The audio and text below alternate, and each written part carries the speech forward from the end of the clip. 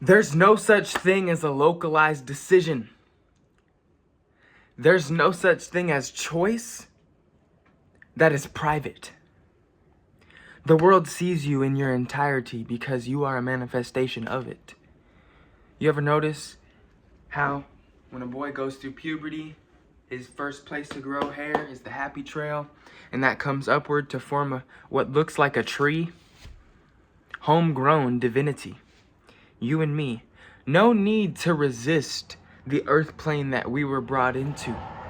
And for many of you, that's probably good news, because I know the part of myself that just wishes to be a beacon vessel of light and love for this world, a gift to it, and wants that precious pure dream to be all that there is. However, localized choices don't exist. Responsibility for all the entirety of eternity, because if everything is everything, then you are me, and there's nothing that you can do that I can't see. Vice versa. There's no such thing as abandoning divinity. There's nothing that you can do and leave yourself behind for and say, I hate myself for doing this, that the world isn't sitting there just waiting to give you grace in response to your mistake. Straight up. Everything and everyone too.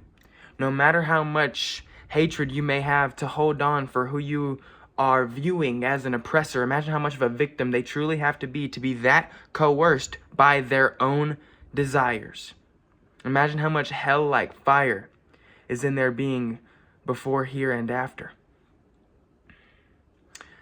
All you have to do that is sit and feel the weight, the gravity of the mind, of life, of the rendered experience, of the chains that you can actively feel in the current body that get interpreted as some sort of divinely ordained story that we must pour our container into through this psychosis, because we can't sit with the parts of ourselves that we've already long abandoned.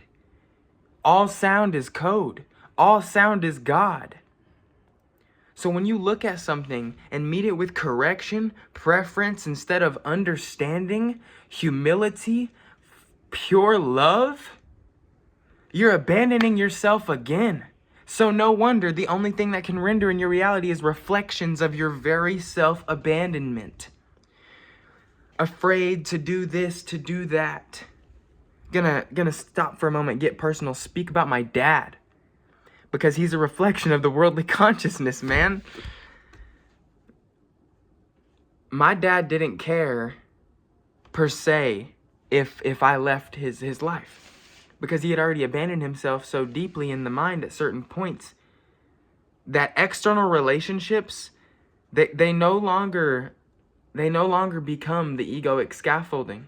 Of course, the ego is loving what's being held onto and how it's feeding off of these external relationships, but it will burn down the bridge and act like it's not gonna cry in the ashes. The pride will totally burn shit down before it ever faces the love that it hasn't been giving itself. My dad almost committed suicide a couple times in my life. And I think to myself, how could you do that, right? When you have a child. But it wasn't me. It wasn't me that he cared about in that way. So stuck in self-importance because of lack of self-forgiveness. I hate myself for what I've done, but I can't let go of it.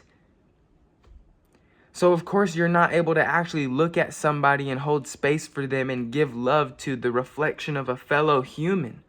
Because the current state of the world has abandoned itself that deeply that our relationships in home, I hope this is making sense. I hope this is picking up, because I am pulling in from multiple quantum pockets, but it's all riding the exact same wave.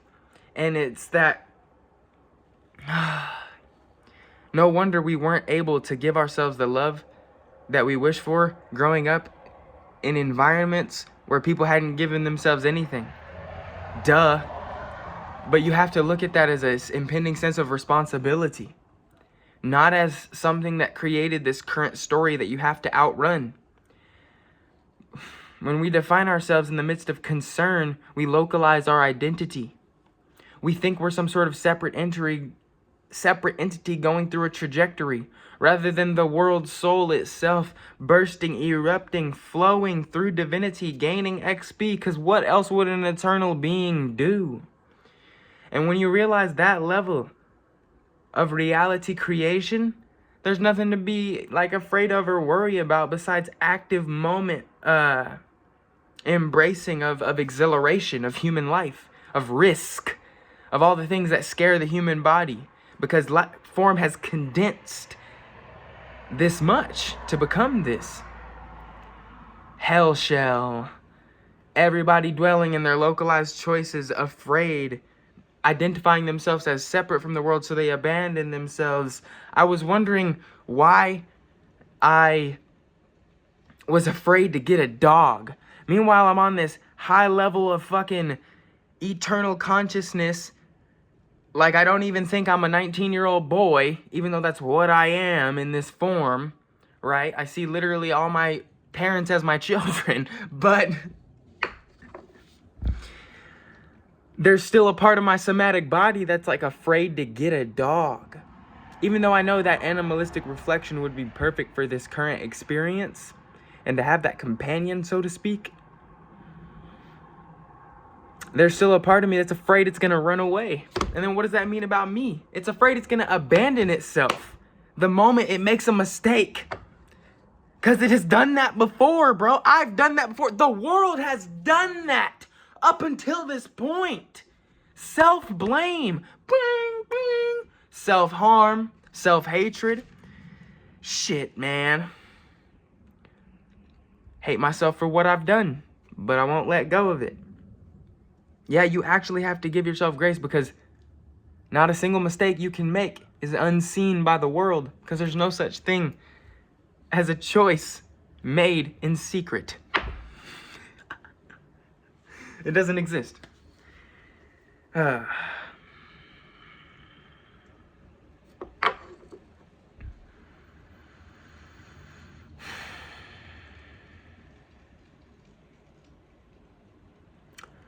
The hell shell is God. The noise. Speed run through this shit, bro. Like the bullet in Mario Kart. Push through. But not in some localized, striving way. Just pick up the weight.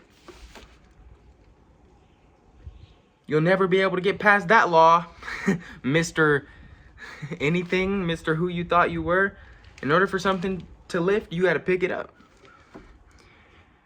Form, incarnation, humanity. Choosing to be here in this body holding me. Reminding me that I am not alone in this body. Feeling eternal, all this pain is an illusion.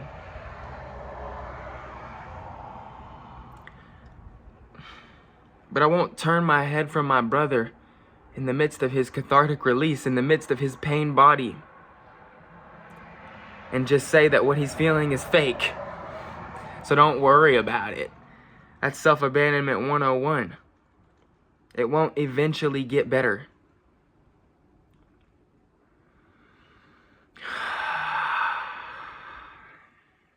You must decide to be decisive. Decide to be decisive and it will get better. Oh wait, there's nothing to get better. Because we are eternity unfolding. And no matter how hard you tried, you could never fuck it all up. You could never abandon divinity.